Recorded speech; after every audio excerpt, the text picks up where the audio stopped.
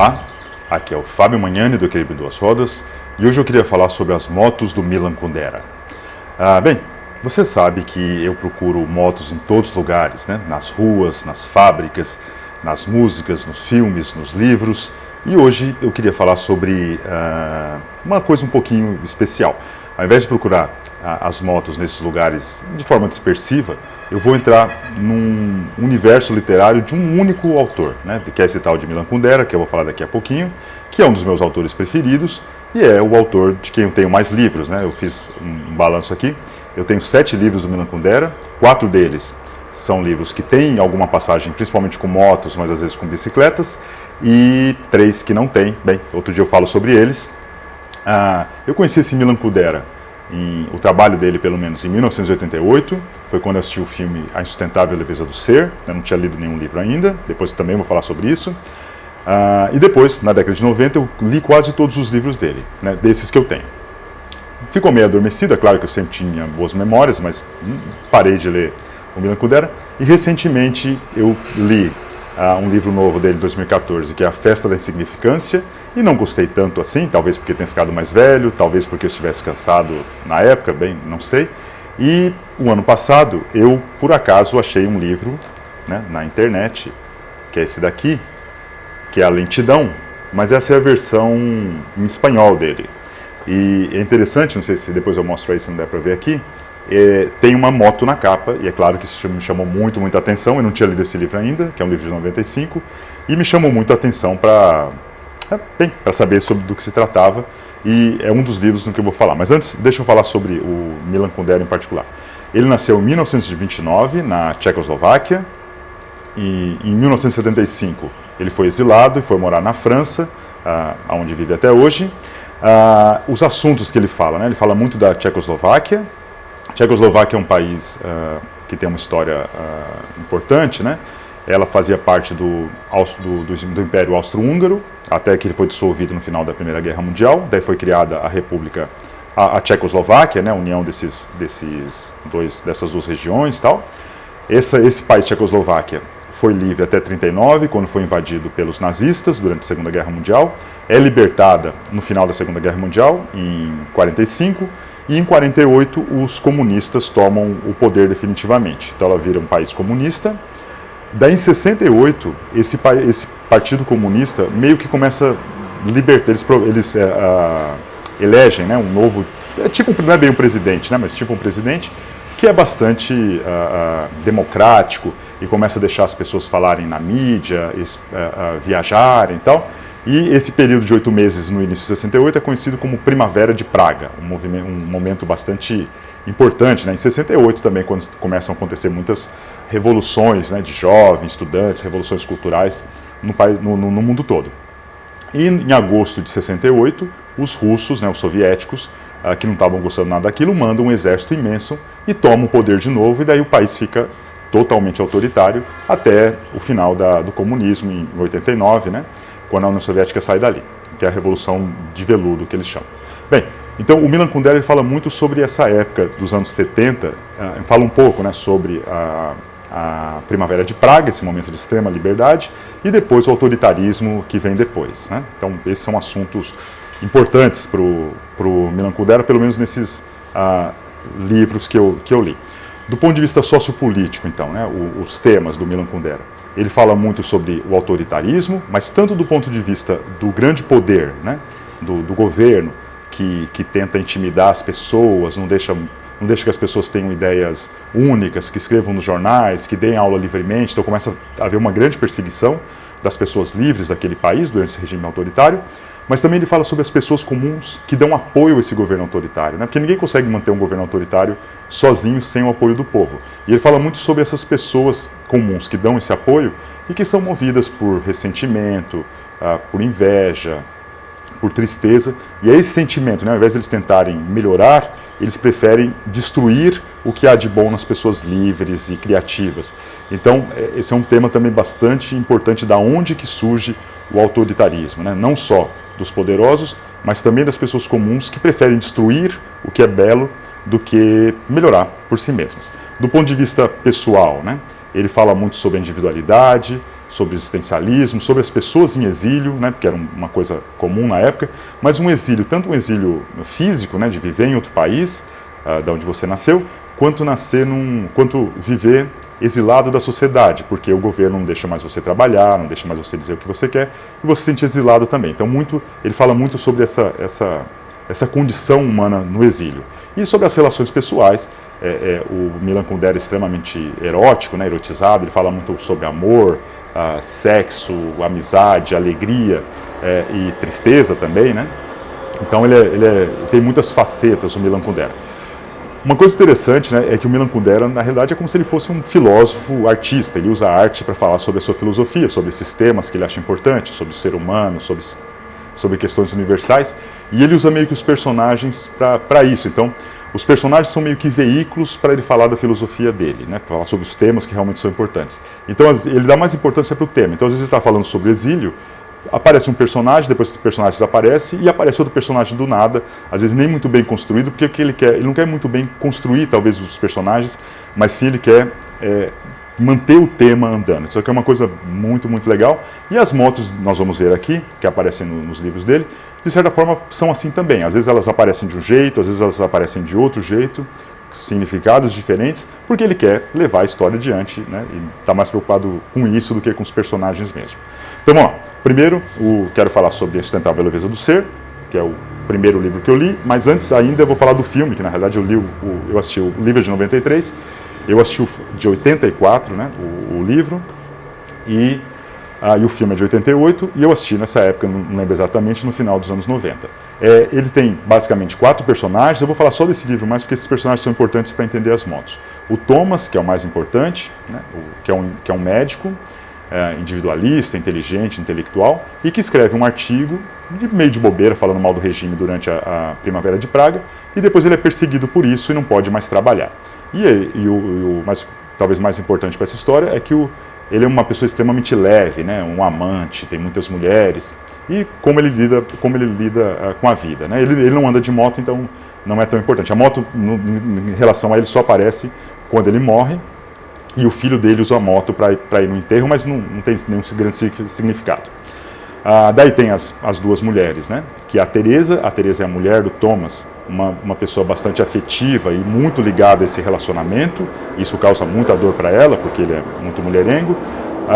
Mas ela também se liberta, né? Durante a Primavera de Praga, mas principalmente durante a retomada russa, ela se transforma numa fotógrafa social e tira fotografia dos tanques chegando e fica famosa por isso também.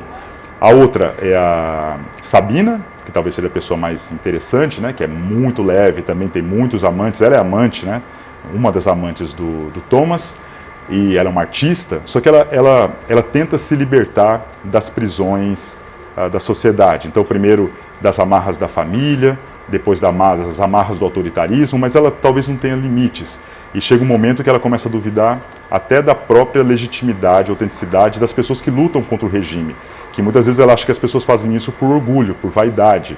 Então ela começa a se desligar tanto do que nos faz humanos, né, das nossas lutas, dos nossos amores, que talvez ela fique desumana por causa disso. Bem, mas é uma pessoa importante, um pouco triste, mas bastante importante. E o Franz, que é um professor idealista, que até no filme ele aparece bem pouco, no livro ele aparece um pouquinho mais, só que como ele não tem nada a ver com moto, eu vou passar meio batido por ele. Bem, no primeiro trecho em que a moto aparece, a Teresa, né, que é aquela fotógrafa, que se transforma em fotógrafa, ela está fotografando a chegada dos tanques russos ali em Praga, né, que eles vão retomar o poder na Tchecoslováquia, e nesse momento os russos eles ainda não podem, eles não sabem direito, os soldados, se eles podem matar ou não. Tem um pouco de violência, mas não tanto assim. Então os jovens da Tchecoslováquia ficam meio que provocando os soldados, né? Eles não têm muito medo ainda. E daí essa cena que tem a moto registra um pouco isso. Então é mais ou menos assim. Deixa eu pegar aqui o livro. Essa parte é na página 73. E fala assim: muitas dessas fotos foram publicadas pela imprensa ocidental. Nelas se viam tanques, punhos ameaçadores, prédios destruídos, mortos cobertos com uma bandeira tricolor ensanguentada, jovens de moto que a toda velocidade circulavam em torno dos tanques agitando bandeiras tchecas na ponta de longas varas e meninas muito jovens, com minissaias incrivelmente curtas, que provocavam os infelizes soldados russos, sexualmente famintos, beijando às suas vistas transeuntes desconhecidos, né? Então, nesse caso, a gente vê que as motos, tanto as motos quanto as moças de minissaia, são usadas para provocar, né? Para causar irritação nos soldados russos. Então, essa é a primeira imagem das motos. Depois, no segundo trecho, esse aqui é da Sabina, e a Sabina muito irritada com as... como se diz? Com aquele mundo tacanho, né? Tanto do autoritarismo quanto dos revolucionários, que para ela também, na realidade, como já disse, faziam só por orgulho, e ela se incomoda muito em como a música, ali naquele caso, começa a ser usada para criar uma felicidade artificial, para que todo mundo seja feliz ou pareça feliz nesse regime comunista, né? Então, ela, nesse momento, né, ela quer fugir disso daí, e daí ela fala assim, peraí, eu perdi aqui o lugar, mas eu tenho aqui anotado em outro lugar. Sobre a Sabina, né? Descobriu que a transformação da música em barulho é um processo planetário que faz a humanidade entrar na fase histórica da feiura total. A feiura, no sentido absoluto, começou a manifestar-se pela onipresença da feiura acústica. Os automóveis, as motos, as guitarras elétricas, as britadeiras, os alto-falantes, as sirenes, né? Então, nesse momento aqui, as motos são vistas como barulhentas, né? Como uma parte dessa feiura, representa um pouco o que é aquela sociedade se transformada, né? Numa coisa feia, todo mundo gritando, todo mundo sendo medíocre, e pra gente que gosta de moto é um pouco chato, mas ele usa a moto para isso. E daí, ela está falando então, né? Ela está comparando a música mal tocada, a música simplória, com o barulho das motos, dos automóveis, das sirenes, e daí isso me fez lembrar de duas músicas que talvez levem essa reflexão um pouquinho adiante, né? Uma delas é uma música do Legião Urbana, que chama Música Urbana 2, e daí ele fala assim, né? O Renato Russo fala assim: motocicletas querendo atenção, às 3 da manhã é só música urbana. Então ele também fala, né, que as motos estão atrapalhando às 3 da manhã, mas ele tenta refletir sobre a causa dessa feiura. E no caso aqui, essas motocicletas elas querem atenção, que é mais ou menos o que o Kundera tenta desenvolver, que a causa, né, daqueles apoiadores, a causa daquelas pessoas apoiarem o regime comunista é carência, né? Ninguém gosta delas, ninguém as admira, ninguém as acha inteligentes, e além, ao invés de tentar melhorar, elas tentam destruir, né? Elas tentam promover a música ruim, um debate de baixo nível e coisas assim, né? Mas pelo menos aqui o Renato Russo ele tenta descobrir a causa. E daí tem uma outra música também que eu anotei que fala sobre, a gente está falando sobre barulho, não sei se dá para ouvir aí, está passando um avião aqui em cima agora, né? Então e o barulho da cidade, que acaba incomodando, mas por outro lado é música urbana, né? E, bem, mas voltando à música do Caetano, que vai mais um passo além, que é assim, a música é A Tua Presença Morena, e a frase é assim: a tua presença silencia os automóveis e as motocicletas. Então, a presença da mulher amada, né, da mulher inteligente, forte, da tigresa, faz com que você não perceba mais aquela feiura das motocicletas e dos automóveis, aquele barulho. Então, o Caetano, nesse verso, ele leva a gente para uma esperança, né, de mudança, que o amor, a alegria, a inteligência, a força, isso pode fazer com que a gente se livre desse barulho, não se importe mais tanto com ele e e evolua, né? Então existe uma saída para esse momento, e essa saída é o amor, a força, a inteligência e por aí vai. E um terceiro momento ainda da Insustentável Leveza do Ser, ainda Sabina, que quer fugir, né, dessa barulheira, dessa música simplória, militaresca, que ela não gosta, e daí ele fala o seguinte: na época em que, estudante, Sabina trabalhava no canteiro da juventude e sentia na alma o veneno das alegres marchas que jorravam sem interrupção dos alto-falantes, saiu para passear de moto no domingo. Percorreu quilômetros de florestas e parou numa pequena cidade desconhecida, perdida no meio das colinas, né? Então, nesse caso aqui, a moto é uma companheira de fuga dela, né? Não tanto nesse caso de transformação, mas pelo menos para ela se livrar momentaneamente daquilo que a oprimia, né? Daquela mesmice, daquele autoritarismo, e conseguiu sair. Bem, o próximo livro, como eu já falei, é esse daqui, que é A Lentidão, de 95, é o primeiro livro que o Kundera, né, lembra da Tchecoslováquia, foi morar na França, é o primeiro livro que ele escreve originalmente em francês. Eu não leio em espanhol, então eu comprei esse aqui por causa da capa, mas eu li em português. Que é esse daqui, que é a lentidão. Interessante, né, que aqui só tem uma carruagem, tá vendo, na capa? Isso é uma coisa importante. E na versão em espanhol, ele tem uma moto que vai tentar ultrapassar uma carruagem, e ele faz muito essa ligação aqui nesse livro, né?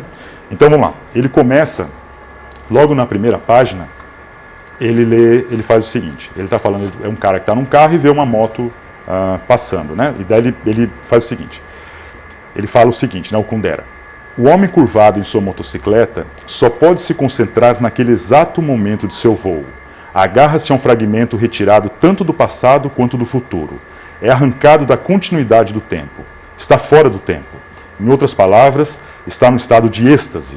Em tal estado, não sabe nada da sua idade, nada de sua mulher, nada de seus filhos, nada de suas preocupações e, portanto, não tem medo, pois a fonte do medo está no futuro, e quem se liberta do futuro, nada tem a temer. Então, nesse momento aqui, é claro que ele desenvolve isso aqui depois, parece ser uma coisa boa, né? Você se libertar do tempo e você se sentir em êxtase, mas esse livro é muito uma crítica em relação a isso, né? Essa busca do êxtase, essa busca, por exemplo, de ter o orgasmo e se esquecer de todas as sensações que você tem antes do orgasmo, né? Como se o único objetivo da vida fosse ter o êxtase e não se importar com o resto, não se importar com os outros prazeres diferentes, né? Você pode ter o orgasmo e pode ter as outras coisas também. Você pode ter o prazer de moto, mas não precisa esquecer de tudo, né? Você pode ter boas memórias. E segundo ele, essa nossa busca pela velocidade, a busca desse êxtase, é exatamente uma tentativa de fugir da realidade, uma tentativa de esquecer das coisas, né? Nós não gostamos do mundo que nós vivemos, nós não gostamos das nossas memórias, a nossa época é assim, e daí nós queremos fugir disso através de êxtases. Então, essa é uma grande crítica. Esse livro, né?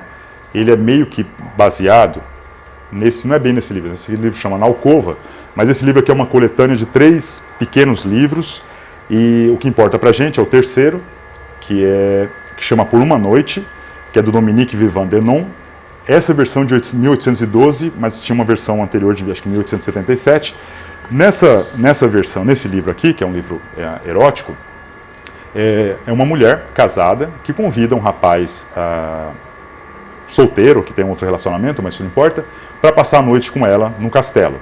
E no castelo onde mora o marido também, e descreve todo o amor que eles têm, e as sensações, e o prazer, né? E esse rapaz, depois que ele passa essa noite, ele sai todo feliz, porque ele gostou muito e com boas memórias. Vou falar um pouco mais para frente. Bem diferente da moto, né? Então deixa eu mostrar o final desse livro, né? E a história desse Lentidão se passa nesse mesmo castelo, mas nos tempos atuais, onde as pessoas são todas assim, só estão preocupadas com os intelectuais em se mostrar, em viver para os outros, né? E não aproveitar o seu momento. Ou viver em êxtase para esquecer, ou, como eles chamam muito de dançarinos, né? Como se todos nós fôssemos dançarinos, mais preocupados em nos mostrarmos para os outros, como se a vida fosse um espetáculo, ou do que viver a vida. Então, no final do livro, esse Vincent, que é esse motoqueiro, ele quer provocar, ele quer chocar as pessoas que estão naquele castelo, os outros estudiosos, né, os outros políticos, tal, os pensadores, e para isso ele consegue conquistar uma moça muito bonita e convence ela, os dois vão, ela também tem esse interesse, eles tiram a roupa pelados na piscina e vão transar ali na frente de todo mundo para chocar aquela sociedade careta, tal. E daí ele consegue até convencer, ele vai fazer sexo anal com ela, né, de forma muito violenta, porque isso vai chocar muito as pessoas. Eles tiram a roupa e quando ele vai transar com ela, fazer o tal do sexo anal que ele queria tanto, ele não tem uma ereção, né, ele não consegue ter uma ereção, mas mesmo assim, os dois simulam o sexo, né, eles ficam fingindo que eles estão fazendo sexo anal, sem nenhuma penetração, porque o importante é mostrar para os outros, né, e isso causa assim, um grande sofrimento nele depois, né? Ele tenta até esquecer daquilo ali, começa a imaginar o que ele vai contar para os colegas, né? Que realmente fez o sexo, chocou todo mundo, que ele é o bonzão e tal. E no final, só que ele quer esquecer disso, né? Então no final o Milan Kundera mostra como ele vai usar a moto para esquecer aquilo ali, né? Então é mais ou menos assim. 2 pessoas estão vendo ele sair do hotel, né? Do castelo, e fala assim: olha ali, eu digo, onde? Lá? É Vincent. Você não está o reconhecendo? Vincent? Aquele que está subindo na motocicleta? É. Tenho medo que ande muito depressa. tenho realmente medo por ele. Ele gosta muito de correr, ele também? Nem sempre, mas hoje vai andar como um louco, né? Porque hoje ele precisa esquecer daquilo que aconteceu, né? Aquela busca do espetáculo, ele estava fazendo sexo para os outros, e tem a grande falha que é a falta de ereção, mas mesmo assim se preocupa mais em se mostrar do que os outros, e usa a velocidade, a moto, para esquecer. E ao mesmo tempo, né, numa parte meio fantástica desse livro, reaparece o cavaleiro do século XIX, que tinha acabado de transar com aquela dama a noite toda, satisfeito, não queria mostrar para ninguém, e daí esse mesmo observador aqui, logo depois de que ele viu o Vincent andando de moto para esquecer, ele vê esse cavaleiro indo para a carruagem, né? Então ele fala assim: espere um segundo, quero contemplar mais um pouco meu cavaleiro, que se dirige lentamente para a carruagem. Quero saborear o ritmo de seus passos. Quanto mais avança, mais lentos eles são. Nessa lentidão, creio reconhecer uma marca de felicidade. O cocheiro cumprimenta. Ele para, leva os dedos ao nariz. Nesse momento, ele leva os dedos ao nariz para se lembrar do aroma da mulher amada, né, que tinha ficado em suas mãos. Depois sobe, senta-se, acomoda-se num canto, as pernas agradavelmente esticadas. A carruagem balança. Logo irá cochilar. Depois acordará. E durante todo esse tempo, procurará ficar o mais próximo possível daquela noite, que inexoravelmente irá se misturar com a luz. Sem amanhã, sem público, né? Então aqui fica bem claro que ele não estava fazendo sexo, nem só pelo momento de êxtase, né? Ele se lembrava da noite toda, e que ele não queria esquecer aquilo ali, né? Ele queria lembrar para sempre, que sempre ficasse na memória. Bem, e esse livro é sobre isso, né? Sobre a lentidão, como é importante na vida a gente aproveitar as coisas, não ficar preocupado só com êxtase, né? Procurar prazeres outros também, porque a gente pode, de novo, a gente pode ter as duas coisas, e também, de certa forma, como a tecnologia, a velocidade, está sendo usada, né, por a gente para que a gente esqueça das coisas, para que a gente não tenha memória, para que a gente se livre da realidade, ao invés de tentar construir uma realidade melhor, né? Bem, também não é uma coisa muito elogiosa para a moto, mas a moto aparece sempre. O terceiro livro que eu queria mostrar, esse aqui, A Valsa dos Adeuses, que é de 73. É um livro, assim, dos que eu tenho, é o mais antigo, e eu não gosto tanto quanto os outros, que eu não acho tão filosófico, né? Ele é mais descritivo. Esse aqui me fala mais dos personagens, é mais divertido também. E a moto aqui, ela é usada também de forma bem secundária, bem terciária. Ela é usada só uma das histórias ali, é que tem uma enfermeira muito bonita, e que ela fica dividida entre um trompetista muito famoso, que anda numa limusine branca, e o rival, que é um mecânico ali da cidadezinha que ela anda, que anda de moto. Então, nesse caso, ele usa a moto em contraste com a limusine, meio que para mostrar a humildade daquele veículo e a humildade do personagem, que é esse mecânico, mas nada muito além disso, né? Só mostra normalmente comparando com a limusine. E o próximo livro, eu tinha lido em português, essa última, quando eu reli agora, para fazer esse vídeo, eu li em inglês, mas é o livro do riso e do esquecimento. Eu não tenho mais essa versão em português para mostrar para vocês. E ele fala também muito pouco aqui sobre motos, na verdade ele fala sobre bicicleta, e é num determinado momento, né, em que ele está falando um pouco sobre a transição, né, de um mundo autoritário para um mundo melhor, né? Como a gente pode conseguir fazer isso, como é a subversão para um mundo moderno. Daí primeiro tem um grupo de amigos que está assistindo TV, e nessa TV tem um autor falando sobre o livro dele, e daí esse autor fala assim, né? Fala assim, na TV: para mim, a bicicleta é o primeiro passo tomado pela humanidade para fora do mundo patriarcal, em direção ao mundo civilizado. O primeiro flerte com a civilização. Como o flerte de uma virgem antes do seu primeiro beijo. Ainda é virgem, mas já é pecado. Quer dizer, ainda está presa, né? Mas já antecipa o amor, né? Então, como é que ele usa a bicicleta para significar isso, né? Essa transformação da sociedade, mesmo que a sociedade não esteja transformada ainda, com a alegria, com a paixão, com a liberdade, a gente pode já prever como vai ser muito melhor. E daí, uma das personagens traz isso para a realidade deles, né? Ela tá assistindo, ela fala com os amigos, fala assim: pô, é verdade, né? Disse Juju é essa personagem.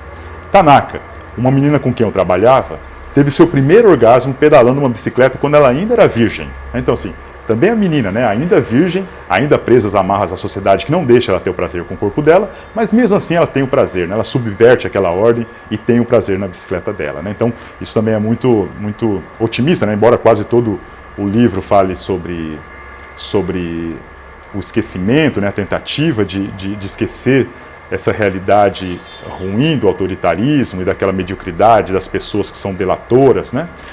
Mas pelo menos existe uma certa esperança e a bicicleta é legal, que é usada para isso e associada com um prazer físico, né, com um orgasmo, que é legal também. Então, bem, resumindo aqui, as motos do Milan Kundera, assim como seus personagens, são multifacetadas, eu anotei aqui. Elas são provocadoras, né? Quando elas provocam os tanques soviéticos, são barulhentas, elas significam esse mundo em que ninguém mais quer conversar, né? Também por mal. São companheiras no momento que a gente perde um pouco a força em alguns momentos de lutar e quer fugir um pouco para retomar, para descansar um pouco a cabeça. São extasiantes, né? Mas muitas vezes ele coloca esse êxtase como uma coisa ruim, uma fuga da realidade. São humildes, né? São veículos da classe trabalhadora. E são libertadoras, né?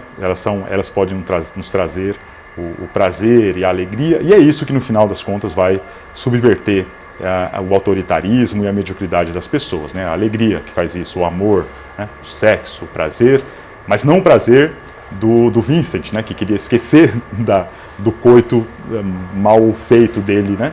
E sim do cavalheiro que queria se lembrar para sempre daquela noite que ele tinha passado com aquela mulher casada. Bem, só para falar alguma coisa, eu nunca falo muito sobre as aberturas. Ai, os livros caíram. Abertura, mas só que eu achei legal que eu fiz. Na abertura, né, vocês podem voltar, eu fiz esse cardápio daqui, né, porque tem vocês viram, né, tem um café sendo servido. E nesse cardápio, aqui, né, tem o título desse vídeo, né, que são as motos de Milan Kundera. E aqui depois tem os livros, né. Então, o livro que eu falei, A Valsa dos Adeuses. E o preço aqui, R$19,73, na verdade é o ano que ele foi editado, que ele foi registrado, né? 73 são os 4 livros que eu falei, e aqui de brincadeira, o preço para entregar esses livros de moto e de bicicleta. Eu também, né, comprei algumas coisas para fazer a cenografia, que eu não tinha, mas não só para fazer a cenografia da abertura, mas porque eu estava sentindo falta, né? Que é um bule para tomar café e xícaras também, né? E eu comprei várias xícaras para tomar café, porque eu não quero mais tomar café sozinho. E é mais ou menos isso, né? O Milan Kundera, na realidade, ele cria personagens, mas na realidade ele não está querendo falar sobre os personagens, ele está querendo falar sobre os grandes temas, né? Então ele meio que ele cria uma fantasia para falar sobre o que realmente importa para ele.